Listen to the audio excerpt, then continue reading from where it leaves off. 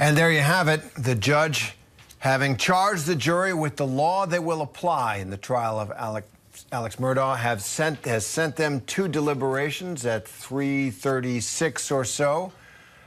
They begin deliberating the fate of Alex Murdaugh in this double murder trial. The case is now in the hands of the jury. They'll begin their deliberations after South Carolina Circuit Court Judge Clifton Newman, you just heard him, read them their instructions on the law that they will apply to the facts that they have heard as they ascertain them. The prosecution took their last chance to explain why they believe why they believe they have proved Alex Murdaugh killed his wife, Maggie, and son, Paul.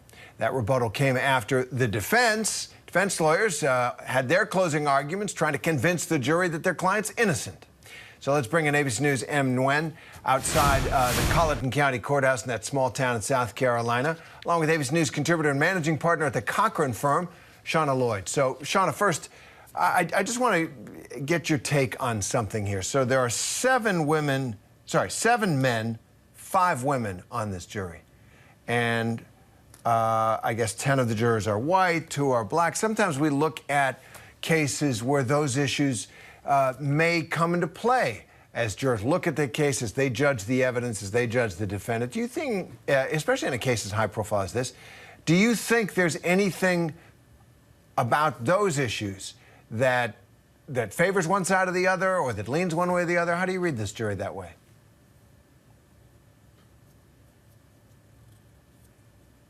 You need to unmute maybe, or at least I can't hear you. In this particular case, the jury makeup is very representative of what is in the community. So I don't see any particular issues with this makeup. Now, a male-heavy jury tends to come to decisions a little bit quicker, in my experience. Women tend to have more discussions. They kind of go through the process a little bit longer than I find male jurors do. So it'll be very interesting to see how long they're deliberating for. Well, if you could just pick up on that, I just have kind of the raw numbers there. Tell us about the jury, your impressions of them, you know, what they've been in this case now for 28 days, I guess. Just tell us a little bit about the jury from your perspective covering this case.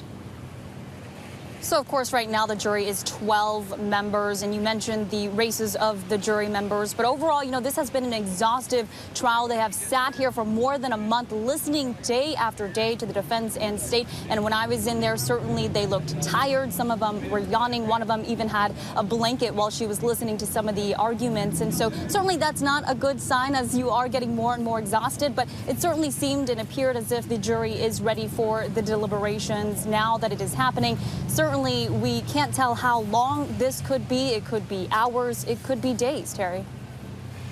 And Sean, I just want to ask you about how jurors, you know, are going to approach their task. The defense, in their closing arguments, they went back to their theory that there were 2 shooters on the scene, based on the testimony that we've heard, on some of the evidence that the jury's heard.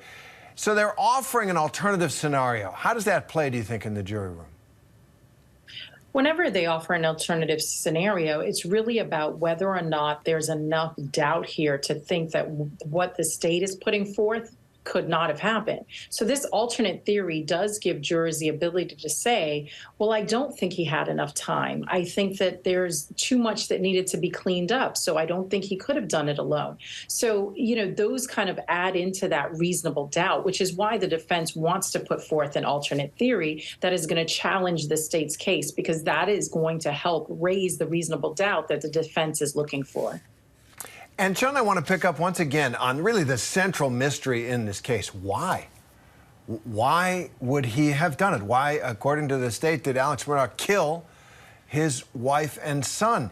The jury has heard evidence that, by all the evidence, text messages and people who knew them, there wasn't any sign of hatred or rancor or plotting or anything else in this family. Prosecutors aren't required to prove a motive, of course, in any case, and yet they aren't required to prove, you know, that their theory that they did offer one. State Attorney John Meters said that in this case, Murdaugh's motive was that his world was collapsing.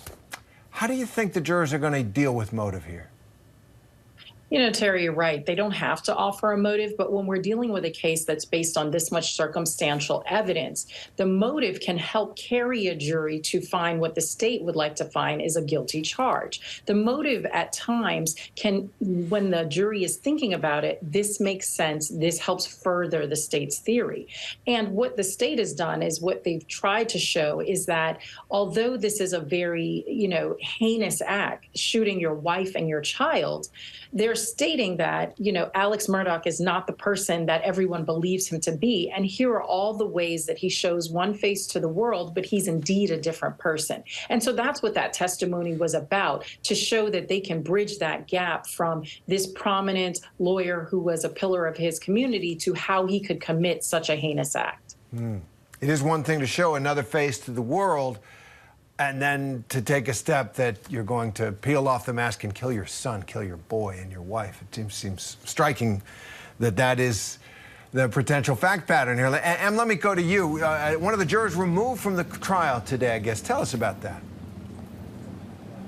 Right, so we understand that there was a female juror that was removed and replaced at this time. This morning, it was determined that she had been talking to a friend about the trial. So at this point, it all started with 12 jurors and 6 alternatives, and now it's 12 jurors and 1 alternative. And of course, you saw the 12 jurors going into that room at that time. Of course, Judge Newman, during his instructions to the jury, said a lot of instruction. He mentioned multiple times, though at least a dozen times, that they needed to have this determination beyond a reasonable doubt. He wanted the goal here to be guilty or not guilty. That is the goal for the jury at this time. And that goes back also to what the state was saying earlier today with their rebuttal. They said, they can't get rid of all doubt, but when it comes to proving their point beyond a reasonable doubt, they believe they did that, Terry. And Shauna, you try cases for a living. You're before jurors all the time. I want to ask you to put yourself in the jury room a little bit. Of course, every jury is different. Every trial is different. But what do you think are the key things they're gonna deal with in that jury room, and how does that break down, do you think?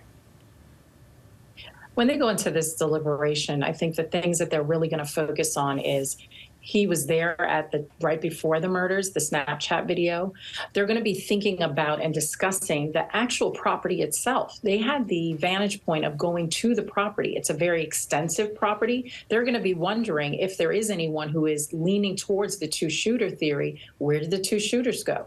Was there any evidence? How come no one saw anything else? There was no other evidence found on the property. How did they get in and out? These are questions that the jurors are going to look at as they test each theory. They're going to look at these financial crimes. They're going to discuss the addiction, how that could have affected his behavior, and whether or not he was thinking rationally at the time of the murders. They're going to think about the statements that he made to the officers and the fact that it's been a year and a half that he's been lying to law enforcement and he didn't let them know that he was down at the kennels. They're also going to be looking at his clothing. They're going to be thinking about the fact that all this GSR should have been present. All of this human matter should have been present at the scene. Where is all of that? These are the types of questions that the jurors are going to be debating amongst themselves to come to a conclusion as to whether or not they as a group find him innocent or guilty. A lot for them to process, and it's not an easy case to decide. Em, I used to cover a lot of trials, and in the bigger the trial, the bigger the scene around the courthouse. What are you seeing there? How's this town dealing with it? How much outside attention has been brought on this case?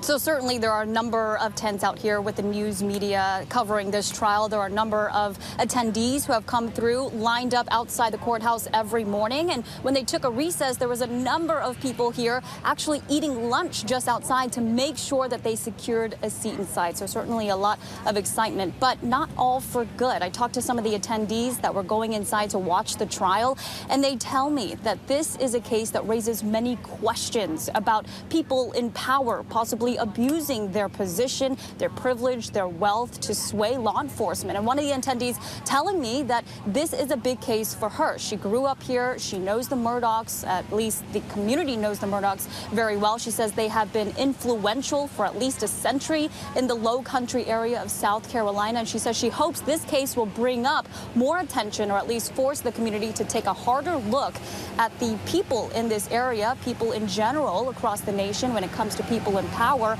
and using their position to possibly sway law and order, Terry. It's such a saga, really is. Em Nguyen and Shauna Lloyd, thanks for being with us on it, and I know you'll be with us while the jury considers this case. Hi everyone, George Stephanopoulos here. Thanks for checking out the ABC News YouTube channel. If you'd like to get more videos, show highlights, and watch live event coverage, click on the right over here to subscribe to our channel, and don't forget to download the ABC News app for breaking news alerts. Thanks for watching.